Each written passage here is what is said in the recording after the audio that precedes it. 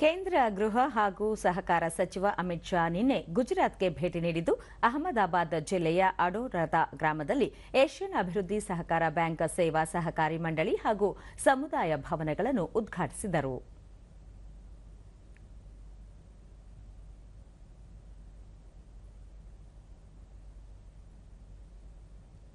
ಈ ಸಂದರ್ಭದಲ್ಲಿ ಸಚಿವರು ಸಾನಂದ್ ವಿಧಾನಸಭಾ ಕ್ಷೇತ್ರದಲ್ಲಿನ 54 ಗ್ರಾಮಗಳಿಗೆ ಮೂಲಭೂತ ಸೌಕರ್ಯಗಳನ್ನು ಕಲ್ಪಿಸಲು ಸರ್ಕಾರವು ಜಿಐಡಿಸಿ ಮೂಲಕ ನೆರವು ನೀಡಲಿದೆ ಎಂದರು.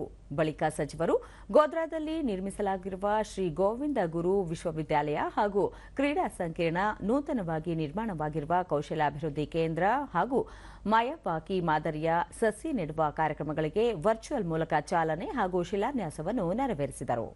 સાણંદ જીઆઈડીસી ના ઉદ્યોગો પોતાના ખર્ચે કરવાના છે, એટલે 54 ગામોની પાયાની સુવિધા બધી જ આપણે એક સાથે પૂરી કરી નાખવાના.